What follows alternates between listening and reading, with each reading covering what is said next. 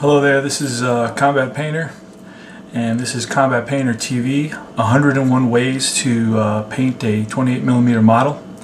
And I'm going to show you quickly a technique that many people practice, and it's called a dip, or it's called a wash, a lot of what I hear makes it seem like it's kind of like instantaneous. You just splash some dip on it or some shading paint on it, and it's done. It's ready. It's ready to go. Well, it's a little bit more than that. Not much more than that, but a little bit more than that. There's a painter named Phil Hendrie, and he's really a master at washing, dipping. I don't really do it much. I know the basics of it, and I just want to share a little bit about it with you so you can see it. Alright, so here I have a Citadel. It's a new Citadel wash, Agrax Earthshade, and that's what I'm going to use. I'm going to shake it up. I have a couple of British figures here, 28mm figures, and I'm going to take it right from the bottle. I usually don't paint from the bottle, but in case of washes I do. So here goes. Let's see how it works out. Now I know you have to lay it pretty thick, because if you don't, you're not going to get the shading where you want it to go. So you definitely got to lay it in there pretty thick. And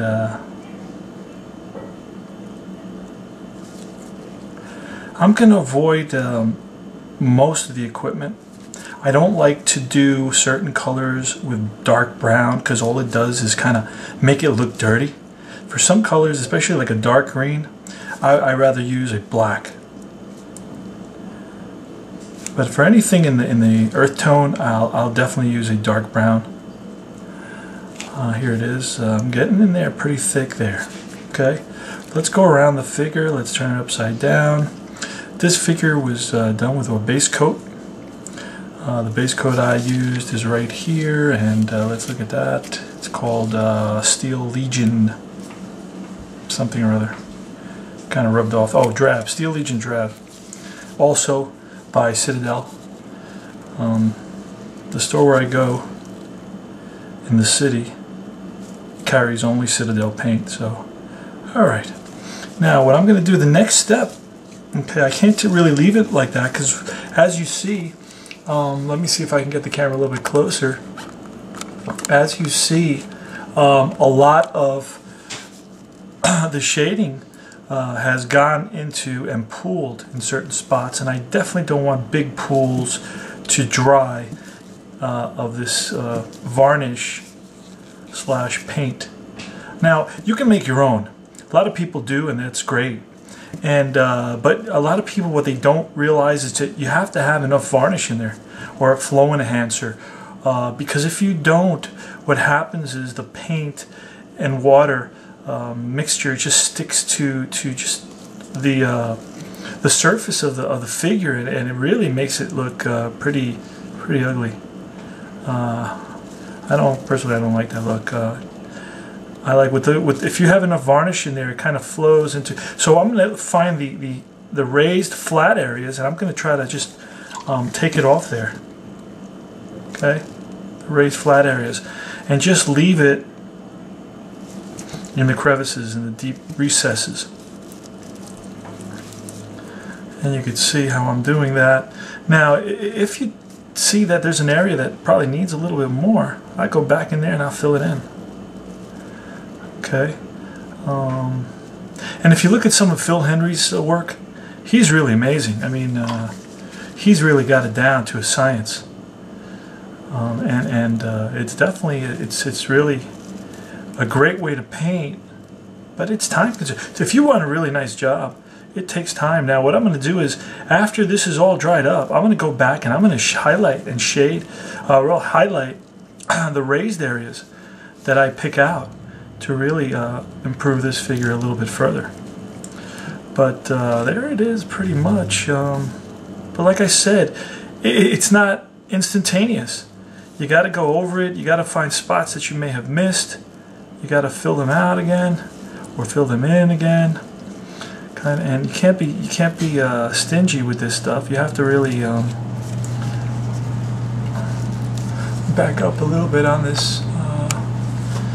And again, as I'm putting it on in places, I'm also kind of picking it up in others.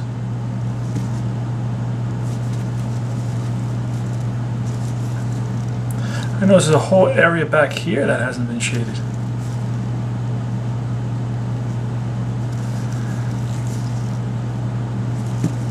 So there's some wastage to this method, that's for sure.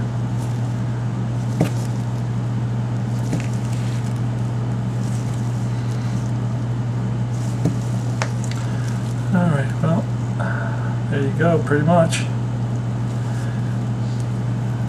It looks decent now, as you can see, compared to what an unwashed figure would look like. Just blah. I see a lot of these painted, and they're just, that's it. I mean, they're just one-dimensional. But if you do a little extra work, they can come out pretty nice. And this is the wash or the dip. There's a couple of different ways of doing this. This is the way I do it. I like to control it a little bit. Take that little top part off there. And at the end, this is a dried one. See how he looks? Very nice figure, by the way. So no matter what you do with him, I mean, you can't really mess him up. Very symmetrical. I like that. I don't like when one figure's shoulders are kind of lopsided or real thin, and then the next one is huge, bulky shoulder. I know human beings are all different, but not to that extent. And this is another one where there you go, it's dried up. And it's I like the way it looks. It adds another dimension, you know, and I like that. So there you go. All right, Combat Painter saying take care.